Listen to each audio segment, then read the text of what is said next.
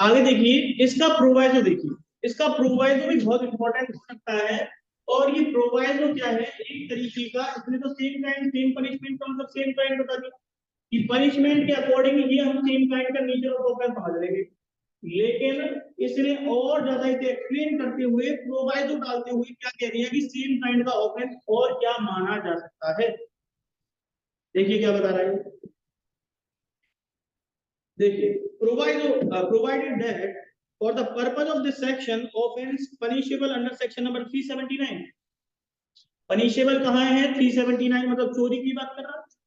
लेकिन साथ ही साथ कह रहा है shall be deemed to be an offence of the same kind as an offence punishable under section number 370 sorry 380। देखो इसको समझिए, पहले तो केवल एसेंशियल एलिमेंट, चोरी के जो एसेंशियल एलिमेंट कितने होते हैं, 5। तो इन 5 एसेंशियल एलिमेंट को कंप्लीट होते ही वो 379 में फॉल हो जाता है।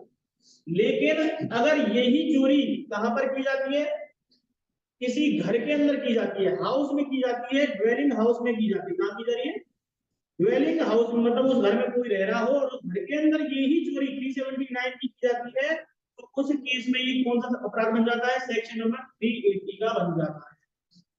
चोरी करिए यहाँ पर भी, चोरी यहाँ पर भी करिए, बस फर्क कितना चलता है कि वो ड्वेलिंग हाउस में होती है कि नहीं। तो चोरी के एसेंशियल एलिमेंट यहाँ पर भी मिल रहे हैं, लेकिन यहाँ पर जो सजा है वो कितनी है, केवल 3 साल। और यहाँ पर कितनी है, 7 साल। तो ये क्या कह रहा है इस केस में, कह रहा है कि चोरी भी तो हो रही है, तो इसको भी हम क्या मानेंगे, सेम काइंड का ऑफेंस में ही कन्वर्ट करके चलेंगे। तो यहाँ पर पनिशमेंट उसने पहले क्या बताया सबसेक्शन नंबर 2 में, पनिशमेंट को ही तो बताया, आधार क्या बनाया था, सेम काइंड ऑफेंस का पनिशमेंट। लेकिन इसने तो पनिशमेंट को बिगाड़ दिया, क्योंकि इसमें तो 3 साल है, इसमें 7 साल है। तो ये इसमें क्या कह दिया एक तरीके से कि हमें अब ऑफेंस का नेचर देखना है और उसके एसेंशियल्स देखने हैं, पनिशमेंट का भी कोई रोल उस केस में नहीं होगा। कह दिया ना इसने अपनी बात को अपोजिट करके। तो इसलिए इसने लिखा कि deemed to be a section number 380, तो उसको भी उसी सेम काइंड के ऑफेंस में माना जाएगा। देखिए आगे क्या कह रहा है, सपोज करो ऐसा ही कोई और offence, that N offence punishable under any section of the said code, या तो इसी कोड के अंदर कोई और भी जगह बता रखी हो इसी बात, उसी की एसेंशियल को एलिमेंट को इन्वॉल्व कर रहा हो, या किसी स्पेशल लोकल लॉ के अंदर भी इसी तरीके की कंबाइंड ऑफेंस दे रखे हो। जैसे कि सपोज करो, हर्ट की डेफिनेशन तो देखिए ना, हर्ट क्या होता है कि कोई डिसीज, बॉडीली इंजरी या कोई भी चीज पहुंचा दी जाए, तो वॉलंटरी कॉजिंग हर्ट जो है 223 सेक्शन नंबर 223 323 कहता है इसके बारे में। अब ये एक चीज हो गई, और आपने अगर देखा हो तो 352 जो है वो वो भी क्रिमिनल फोर्स के और असॉल्ट के रिगार्डिंग बताता है कि नहीं बताता। ये दोनों ही ऑफेंस जो है क्रिमिनल फोर्स के लिए ये भी यूज कर रहा है। फिर कभी किसी को मारेगा तो वहां पे तो कुछ ना कुछ क्रिमिनल फोर्स का हर्ट वर्ट करेगा, तो होगा तो कुछ ना कुछ ना। तो एसेंशियल तो दोनों की सेम ही है। तो ये भी अगर किसी को कोई चीज इंजरी कॉज की जा रही है दोनों में से किसी से, तो है तो सेम काइंड का ही, बोलो हाँ के ना। तो ये भी सेम काइंड के हो गए।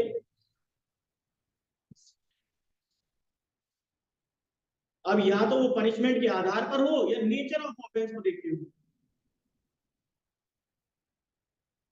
ठीक है। इसलिए इसने इस तरीके से लिखा है कि shall deemed to be an offence of same kind attempt to commit such offence when such attempt is an offence. अब देखो ये अटेम्प्ट की भी बात कर रहा है, देखो सपोज करो इसके बारे में, सपोज करो एक जगह से उसने क्या किया, थेफ्ट किया, चोरी कर दी, और दूसरी जगह उसने क्या किया, चोरी करने का केवल प्रयास किया, अटेम्प्ट किया। तो ये भी है तो चोरी का ही एक पार्ट ना, अटेम्प्ट तो कर रहा है ना, तो ये है तो ऑफेंस अटेम्प्ट के अंदर भी। तो कह रहा है कि ये भी कंबाइंड में जॉइंट ट्रायल इनका भी चलाया जा सकता है, ये भी उस ऑफेंस के हिस्से में आ जाएगा सेम काइंड के। अब ये चोरी चोरी तो मैं आपको बता रहा हूँ बार बार, लेकिन ये केवल चोरी नहीं है, चोरी का मतलब एक एग्जांपल है। ये सभी सारी की सारी आईपीसी के ऊपर लागू हो जाएगा। क्लियर है ये चीज, चलिए आगे देखिए। यही इसने एक और बात करी है सेक्शन नंबर 220 के रिगार्डिंग। अभी तो इसने क्या बताया कि एक ही सेम नेचर के ऑफेंसेस अगर कमिट किए जा रहे हैं और वो भी विद इन अ 1 ईयर, तब 219 लागू होगा। लेकिन अब क्या कह रहा है, सेक्शन नंबर 220 कहता है trial more than one offence. अब ये सेम काइंड ऑफेंस नहीं है, व्यक्ति तो एक है ऑफेंस कमिट करने वाला, लेकिन उसने जो ऑफेंस कमिट किए हैं वो कितने हैं, मोर देन वन, एक से ज्यादा ऑफेंस कमिट कर दिए।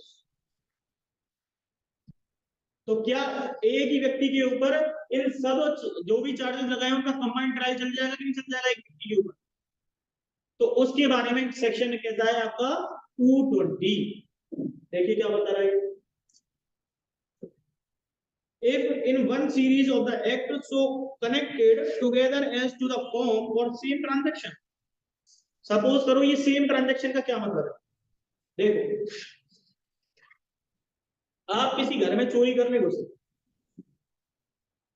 चोरी करने के लिए किसी के घर में घुसोगे तो आपने क्रिमिनल ट्रेसपास कर दिया, वहां पर कोई व्यक्ति मिला तो आपने उसको पीटा भी, तो आपने क्या कर दिया, क्रिमिनल फोर्स का यूज कर दिया, और साथ ही साथ आपने उसको हर्ट कॉज कर दिया। तो देखो जैसे मैंने अभी सेक्शन बताया ना कि 352 भी लग गया और 323 भी लग गया, वो भी लग गया, क्रिमिनल ट्रेसपास के लिए अलग से लग गया, और थेफ्ट कॉज किया, आपने क्या किया, थेफ्ट भी कॉज किया, तो 379 लग गया, और साथ में घर में घुसे थे, आपके ऊपर कौन सा सेक्शन लग गया, 380 सेक्शन भी लग गया, धारा 180 भी लग गई वहां पर। तो कितने ऑफेंसेस हो गए, ये 5-6 ऑफेंसेस एक साथ सेम ट्रांजैक्शन में आपने एक्ट ऑफ द सीरीज में कर दिए। सेक्शन नंबर 33 क्या पढ़ते हैं अपन, एक्ट और ओमिशन को डिफाइन करता है ना, अरे हाँ के ना, एक्ट और सी ओमिशन क्या होता है उसको डिफाइन कौन करता है, आपका सेक्शन नंबर 33 ऑफ आईपीसी करता है कि एक्ट क्या होता है और ओमिशन क्या होता है। तो एक्ट का मतलब वो क्या कहता है, सीरीज ऑफ द एक्ट, और ओमिशन का मतलब सीरीज ऑफ द ओमिशन। तो ये सेम ट्रांजैक्शन में अगर बहुत सारे ऑफेंसेस करके चल रहा है, एक से ज्यादा डिस्टिंक्ट ऑफेंस कर रहा है, तो क्या उन्हें सबका एक साथ ट्रायल चला दिया जाए चार्जेस लगा के उस पर, तो क्या रहा गलत। उसके बारे में क्या कह रहा है, देखिए कह रहा है more offences than one are committed by same person, लेकिन व्यक्ति होना चाहिए एक ही। किसकी बात कर रहा है ये, एक ही व्यक्ति की बात कर रहा है आशा जी, किसकी बात कर रहा है, एक ही व्यक्ति की बात कर रहा है। तो एक व्यक्ति के द्वारा अगर इतने सारे ऑफेंसेस कमिट किए गए हैं, तो क्या एक ही व्यक्ति के ऊपर ज्वाइंट ट्रायल इन सब ऑफेंसेस का लगाया जा सकता है क्या, तो कह रहा है कि फिर वहां पर सेक्शन नंबर 220 लागू हो जाएगा। लेकिन अगर सपोज करो वहां पर 4 से 5 व्यक्ति थे और वो सारे के सारे लोग चोरी करने के हिसाब से गए थे, लेकिन 5 गए थे तो वो डकैती में कन्वर्ट हो गया, डेकोइटी बन जाती है। तो अब सपोज करो 3 गए 4 गए जितने भी लोग गए, तो चारों के साथ जब सेक्शन नंबर चोरी का ऑफेंस किसी घर के अंदर करने गए ना, तो उनके ऊपर धारा कौन सी लगेगी, 379 भी लगेगी और 380 भी लगेगी। लेकिन उसको सेक्शन को जब पढ़ा जाएगा तो अपन कैसे पढ़ेंगे, रीड विद सेक्शन नंबर 34, क्योंकि 34 जो है वो क्या बताता है आईपीसी का सेक्शन, वो कहता है कॉमन इंटेंशन के बारे में। और जैसे ही 4 लोगों की जब कॉमन इंटेंशन हो जाती है, एक जैसी हो जाती है, तो फिर उसका क्या मतलब हुआ, उसका मतलब ये हुआ कि वो हर एक व्यक्ति चोरी के लिए पर्सनली लाइबल होगा, जैसे कि उस व्यक्ति ने सेपरेट एक्ट किया हो। तो जब ऐसी जगह जहां पर एक से ज्यादा व्यक्ति है, तो वहां पर क्या 220 लग सकता है क्या सेक्शन, बताओ आशा जी, आशा जी, क्या वहां पर जहां पर एक से ज्यादा व्यक्ति हो और बहुत सारे ऑफेंसेस उन्होंने कमिट किए हो, तो क्या वहां पर 220 लगेगा या कोई और सेक्शन लगेगा सीआरपीसी का, बताइए।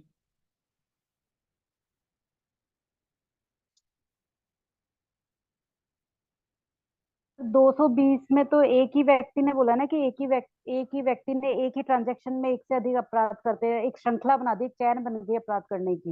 इसका मतलब नंबर तो ऑफ फिर पर्सन उसको लगेगा, नहीं, एक ही पर्सन होना चाहिए इसमें तो। एक व्यक्ति तो होना चाहिए, 220 तो नहीं लगा, फिर लगा कौन सा सेक्शन।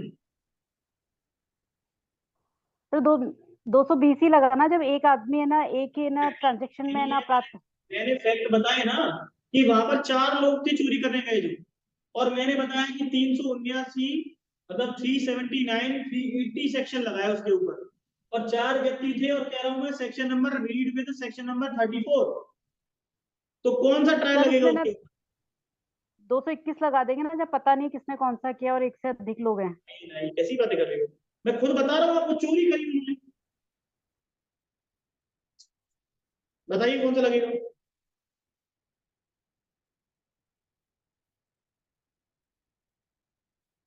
ज्वाइंट ट्रायल चलेगा ना इन सबका? सबका ज्वाइंट ट्रायल नहीं चलेगा क्या? कौन सा सेक्शन लगेगा फिर ज्वाइंट ट्रायल चलाने के लिए? एक ही पेज पलटना है सीआरपीसी का, पीछे खोल के देख लो।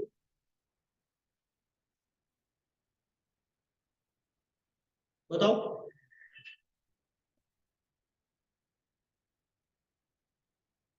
219 लगेगा, 220 लगेगा, 221 लगेगा, 222 लगेगा या 223 लगेगा?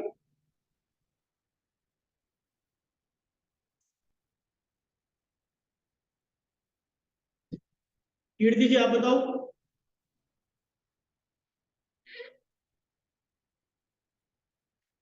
कीर्ति जी सुन पा रहे हैं सर हमको? 219 लगेगा। 219? मैं कह रहा हूँ कि एक व्यक्ति नहीं है, वहां पर बहुत सारे 200, लोग। 223। सेक्शन नंबर 223 लगेगा। क्यों लगेगा वहां पर 223? क्योंकि वहां पर बहुत सारे व्यक्ति हैं और उनके द्वारा या तो अलग अलग ऑफेंस कमिट किए गए हो सेम ट्रांजेक्शन में, या एक ही ऑफेंस कमिट किया गया हो। तो मैंने तो आपको ऑफेंस ही बताया, अलग अलग ऑफेंस कमिट किए गए हैं और सारे के सारे एक साथ एक ही उद्देश्य को लेकर कर रहे हैं, तो सबके ऊपर ट्रायल भी तो एक ही लगेगा। तो यहाँ पर 220 में तो केवल एक ही व्यक्ति होना चाहिए ना, और 223 में कितने हो? बहुत सारे, मोर देन वन पर्सन हो, तो वहां पर 223 सेक्शन लागू होगा। तो मजिस्ट्रेट जब उस पर ट्रायल चलाएगा तो कौन से अकॉर्डिंग लगाएगा? According to section number 223 of CrPC. Clear है? चलिए यस सर। आगे देखिए इसके बारे में। सबसेक्शन नंबर 2 देखिए, when a person charged with one more or more offenses of a criminal breach of trust or dishonest misappropriation of the property as provided in subsection number 2 of 212। 212 का subsection number 2 क्या कहता है आशा जी बताइए? मैंने अभी कुछ time पहले ही पढ़ा था इसके बारे में। 212 का सबसेक्शन नंबर 2 सेम वही बात करता है जो 219 का सबसेक्शन नंबर 2 का प्रोवाइजो बात करता है। अब बताओ क्या कहता है?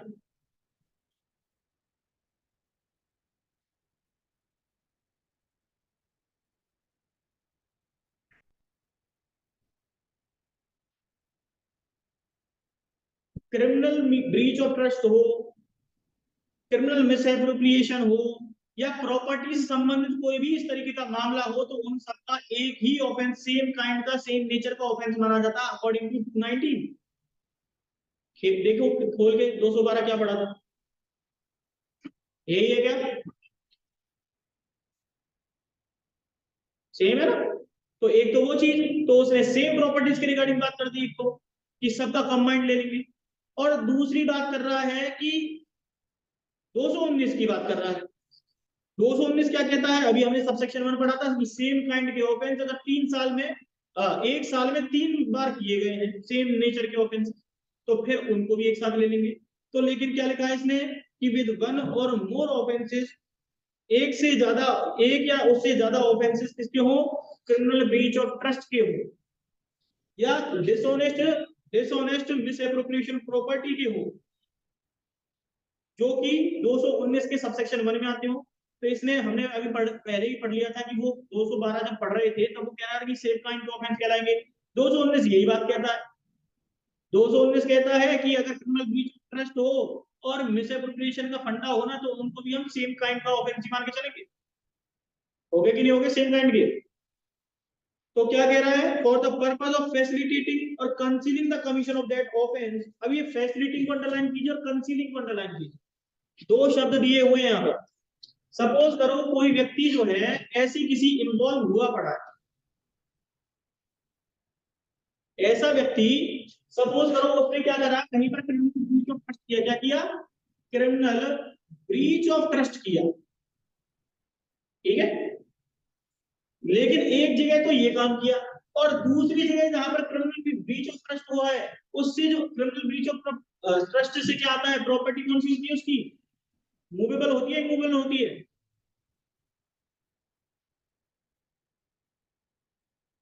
बताओ। अरे उस दिन इतने तरीके से एक्सप्लेन किया था। मूवेबल होती है, मूवेबल प्रॉपर्टी होती है क्रिमिनल ब्रीच ऑफ ट्रस्ट के लिए, क्रिमिनल मिसएप्रोप्रिएशन के लिए क्या होती है?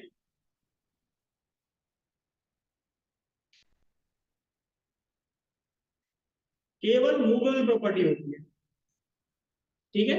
अब वो अगर सपोज करो वो मूवेबल प्रॉपर्टी निकली और उस मूवेबल प्रॉपर्टी को आपने क्या करा, कहीं ले जाकर के कंसील कर दिया। क्या कर दिया? ऑफेंस कमिट किया किसी और ने और कंसील कर दिया आपने, या उसकी क्या करी, फैसिलिटेट, मतलब उसके लिए सुविधा बना करके दे दी कि ये ऑफेंस भी तुम कर सकते हो। तो जो सुविधा ऐसी कर रहा है तो क्या उसका मतलब अबेटमेंट नहीं कहना था क्या? अरे अबेटमेंट का मतलब क्या होगा फिर? अबेटमेंट क्यों कहना है ना, अगर आपने फैसिलिटेट करके दिया, उसको हेल्प कर दी ना उसकी।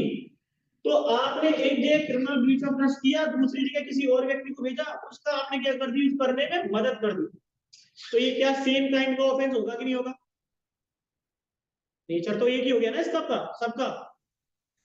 बोलो। लेकिन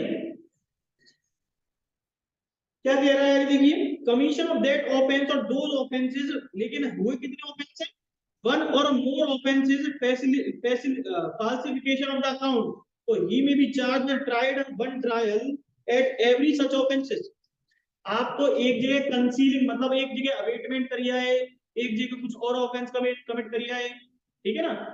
तो इसी चीज के बारे में आपको बता रहा है कि जहां पर एक या एक से ज्यादा ऑफेंस कमिट किए हो और अलग अलग सिचुएशन में कमिट किए हो, तो वहां पर उनका कंबाइंड ज्वाइंट ट्रायल भी चलाया जा सकता है। लेकिन व्यक्ति कौन है? एक ही व्यक्ति है जिसके ऊपर ये। क्लियर है चीज? तो आपको इसके बारे में समझ में आ गया होगा। और तीसरी बात है यहां पर, if the act alleged constitute an offense falling within two or more separate definitions। अब इसको समझना है आपको। क्या कह रहा है? मोर, टू और मोर डेफिनेशन में आता है। जैसे मैंने अभी आपको बताया, टू और मोर डेफिनेशन का अर्थ बताऊंगा मैं आपको क्या होता है। क्या कह रहा है? Any of the law for the time being by which offences are defined punished the person accused of them may be charged tried at one trial each of such offences. देखो, कभी कभी क्या होता है, ऑफेंस तो आपने किया एक ऑफेंस, क्या किया? केवल हर्ट किया। क्या किया है? केवल हर्ट किया है। लेकिन कभी कभी क्या होता है, उस ऑफेंस की डेफिनेशन की जो एसेंशियल एलिमेंट्स है, पर्टिकुलर्स है, वो दूसरे ऑफेंस के साथ भी जुड़ जाते हैं। जैसे कि जब आप करने किसी को पीटने गए, सपोज करो आपने उस पर डंडे मारे केस के, तो उससे क्या हुआ? 323 का ऑफेंस बनेगा कि नहीं बनेगा? आगे ना, 323 ग्रीवियस एक्ट कहता है ना, वॉलंटरी कॉजिंग ग्रीवियस एक्ट। तो 323 का ऑफेंस बन गया। और साथ ही साथ आपने जब डंडे मारे तो क्या क्रिमिनल फोर्स यूज नहीं हुई उसमें? अरे क्रिमिनल फोर्स का यूज किया कि नहीं किया आशा जी? वहां पर क्रिमिनल फोर्स, मैं कह रहा हूं, यहां पर ध्यान दीजिए ना। देखो यहां पर क्या हो रहा है कि 323 और 352 की बात कर रहा है। तो यहां पर जब डंडे किसी व्यक्ति में मारे जाएंगे तो इंजरी तो होगी, हर्ट हुआ कि नहीं हुआ? तो 323 भी लग गया उसके ऊपर। और दूसरी बात कह रहा है कि अगर सपोज करो हर्ट तो हो ही रहा है उसके साथ साथ, पर साथ ही साथ क्या हो रहा है कि आपने क्या किया, डंडे जब मारोगे किसी व्यक्ति में तो क्रिमिनल फोर्स का भी तो यूज किया कि नहीं किया? तो क्रिमिनल फोर्स का जब यूज करोगे तो आपने क्या कर दिया होगा? 352 का इस्तेमाल कर दिया। तो सेक्शन 352 और 323 जो है वो दोनों सेम ही सेक्शन है कि नहीं? लेकिन चार्जेस दोनों के अलग अलग है कि नहीं? अरे एक तो 1 साल की बात करता है, एक दूसरा 3 साल की बात करता है, उससे कोई फर्क नहीं पड़ेगा, लेकिन चार्जेस अलग अलग ऑफेंसेस के लग गए उसके। एक्ट क्या था? एक था, चार्जेस लग गए दो चार, और अलग अलग डेफिनेशन में फॉल हो गया। तो फिर कह रहा है कि उन सबका ट्रायल एक साथ ही चला दिया जाएगा ऐसे केस में। क्लियर है चीज भाई? अब क्या होता है, इसको अगर समझो, नॉर्मल तरीके से समझाऊं तो ये कहना चाहता है, कभी कभी क्या होता है कि हमें कोर्ट को, मजिस्ट्रेट को पता नहीं चलता है कि, मजिस्ट्रेट को इतना तो पता है कि उसको उसकी पिटाई हुई है, उसको मारा गया है, लेकिन ये चार्जेस लगाने को असक्षम है कि कौन सा उसके ऊपर एग्जैक्ट लगेगा। वो तो कैसे पता चलेगा उसको मजिस्ट्रेट को? मजिस्ट्रेट को वो तो एविडेंसेस के आधार पर ट्रायल जब चलेगा उस टाइम पे पता चलेगा ना सब चीज का, तो क्योंकि जिस जिस तरीके की एविडेंस होगी उसके आधार पर बता देगा। लेकिन हो क्या रहा है बेसिकली, यहाँ पर अगर देखें मजिस्ट्रेट तो क्या करेगा, डाउट की सिचुएशन है सारी जगह, तो फिर ऐसे केस में वो सारे के सारे सेक्शंस उसके ऊपर लगाता चला जाएगा, एक नहीं एक साथ दो चार सेक्शन उसके ऊपर लगा देगा जिन जिन के ऊपर डाउट है, क्योंकि उसको खुद को तो पता चल नहीं रहा, क्योंकि वो तो एविडेंस के टाइम पे तो पता चलेगा जब जैसे जैसे एविडेंस आएंगे जो जो प्रूफ होता जाएगा उसके चार्जेस उसके ऊपर लगा देगा, उसके लिए कन्विक्ट कर देगा। तो यहाँ पर उसका काम क्या है, केवल चार्ज लगाना। वो कह रहा है कि इन सबको एक साथ ले लेगा जो जो चार्ज लगाए गए हैं, क्योंकि डिफरेंट डिफरेंट ऑफेंसेस आ रहे हैं ना, तो उन सबका कंबाइन करके एक ही ट्रायल चला देगा। लेकिन कितने व्यक्ति होने चाहिए, सेम पर्सन होने चाहिए। क्लियर है चीज? एग्जाम्पल के तौर पे समझाऊंगा अभी मैं आपको। दूसरा है फोर्थ पॉइंट। फोर्थ पॉइंट बहुत ही ज्यादा इंपॉर्टेंट है। ये क्या कह रहा है, ये कहता है कंबाइंड ऑफेंस की बात, या डिफरेंट डिफरेंट ऑफेंसेस की बात करता है। जैसे कि सपोज करो किसी व्यक्ति ने क्या किया, चोरी करी, लेकिन चोरी करी और चोरी कैसे करी, या तो घर में घुस करके करी, या उसने क्या किया चोरी के साथ साथ, लेकिन जब चोरी करने गए तो वहां पर लोग ज्यादा थे, या उसने क्या किया, 5 लोग थे, देखो इसको समझना है कि वहां पर कितने लोग थे, 5 लोग थे। 5 लोग किसी के घर में घुस गए, डेकोइटी। 5 लोग किसी घर में घुसेंगे तो डेकोइटी कहलाएगी। तो ये सब चोर जो है इसके घर में घुस गए और ये कंबाइंड ऑफेंस कर रहे हैं वहां पर जाकर के, और वहां पर किसी को हर्ट कॉज कर दिया। क्या कर दिया, ग्रीवियस हर्ट कॉज कर दिया, या इन्होंने रॉबरी करी तो रॉबरी करते समय इन्होंने ग्रीवियस हर्ट कमिट कर दिया। तो ऐसे ऑफेंस को जब किया है इन्होंने, तो क्या है कि अपने आप में थेफ्ट अलग से एक सेक्शन है कि नहीं, और एक जगह पे लिखा हुआ है, और ग्रीवियस हर्ट कॉज किया है तो उसके लिए एक अलग से सेपरेट सेक्शन है कि नहीं। लेकिन इसको अपन कंबाइंड में भी पढ़ते हैं, जैसे कि robbery with causing grievous hurt, अलग से एक सेक्शन दे रखा है। तो ये क्या हो गया, एक कंबाइंड इसका फॉर्मेट हो गया। तो कह रहा है कि उन सबको जो कंबाइंड में भी है उन सब का ट्रायल भी एक साथ कर दिया जाएगा। क्लियर है चीज कीर्ति जी?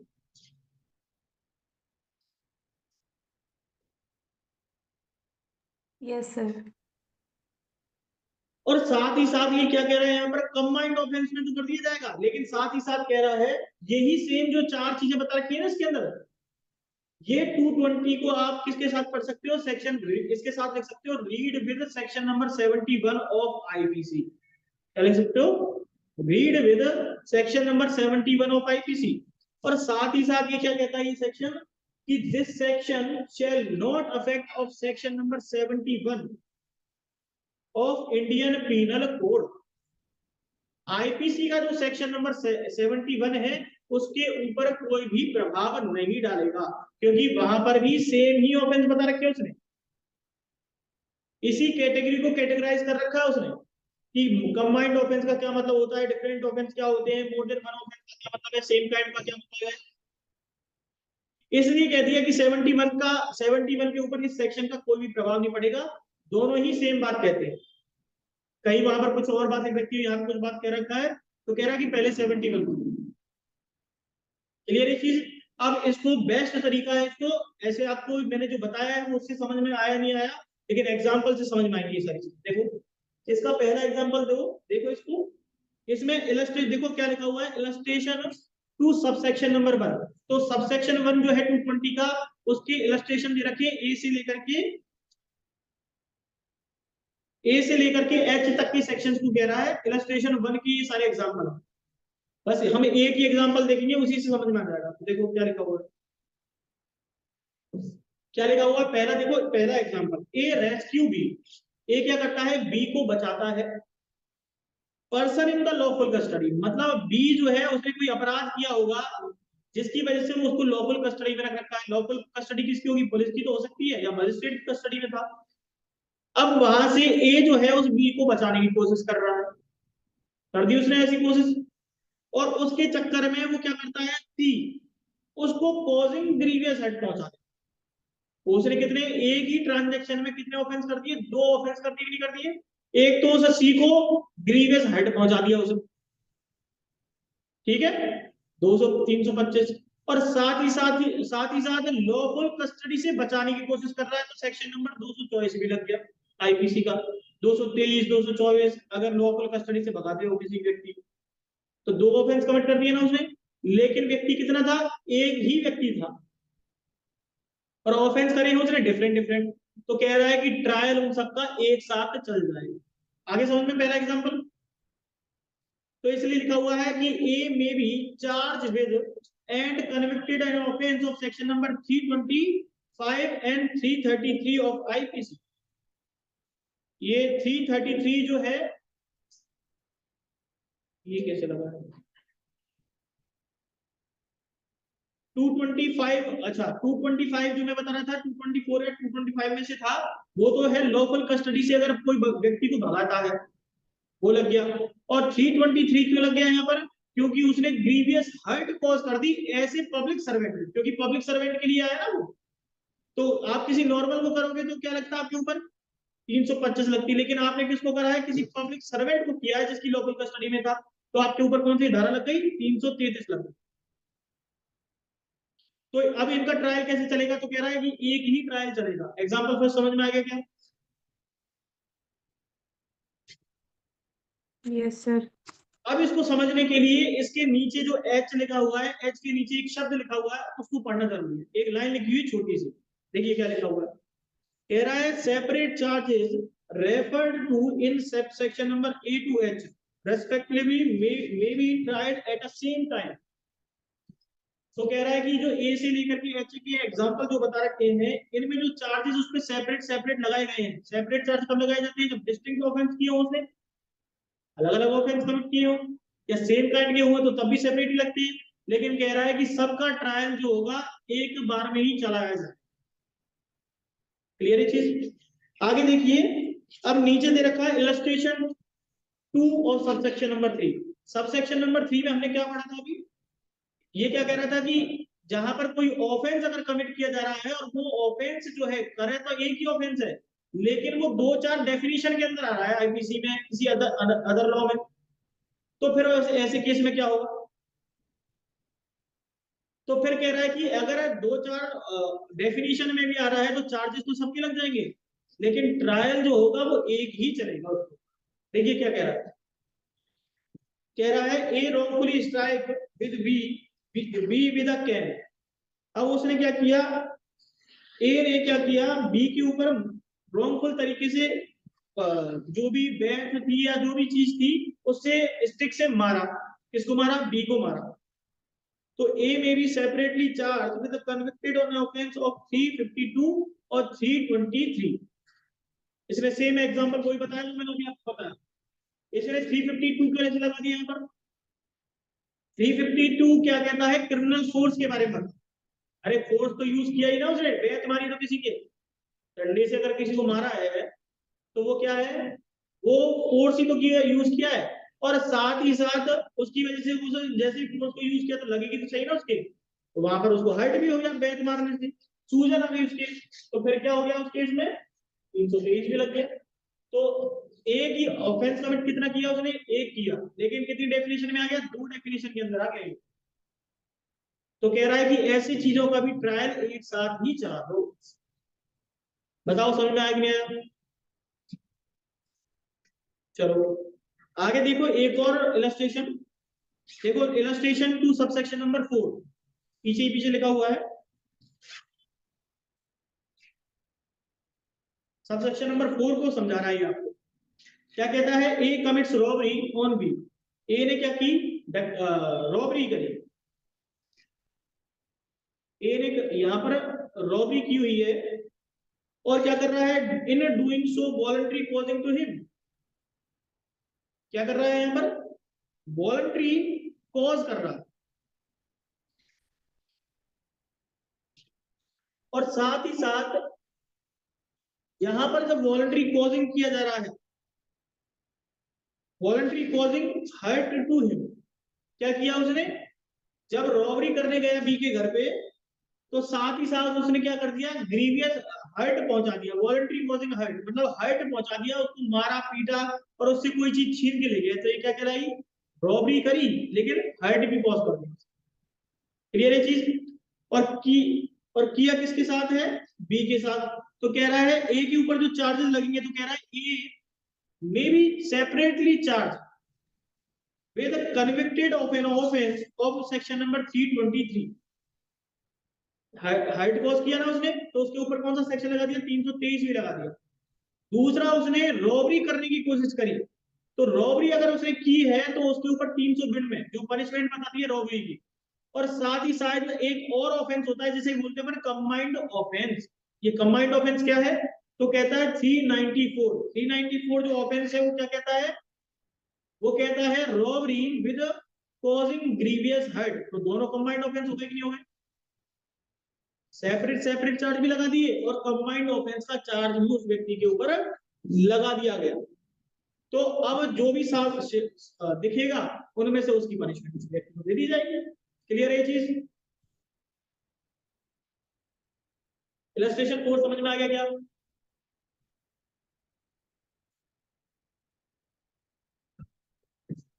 अरे हाँ ना का कोई जवाब तो मुझे। सर आपने कुछ बोला क्या, लास्ट में सुनाई नहीं दिया। मैं कह रहा हूँ नेटवर्क क्लियर समझ में आ गया क्या ये सारी चीजें, इशू हो रहा है। हाँ सर सबसे नेटवर्क पॉज इशू, बोली क्या बोल रहे हो? सर नेटवर्क प्रॉब्लम हो रही है, आपकी आवाज ब्रेक हो रही है और वीडियो भी पॉज हो जाता है बीच बीच में। अच्छा ऐसा सर कुछ वीडियो होता है, पॉज हो गया। बताना चाहिए था ना ऐसा कुछ हो रहा है तो। सर मुझे लगा मेरे प्रॉब्लम हो रही है, लेकिन अच्छा अच्छा, चलिए कोई बात नहीं, मैं आपको ये, मैं वीडियो रिकॉर्ड हो ही रही है, मैं आपको ये सेंड कर दूँ, ठीक है। चलिए फिर इतना ही छोड़ते हैं, फिर अगर ऐसा कुछ प्रॉब्लम आ रही है तो इसे बाद में करते हैं, ठीक है, अगले लेक्चर में लेते हैं। चलिए ठीक है, thank you. Thank you sir.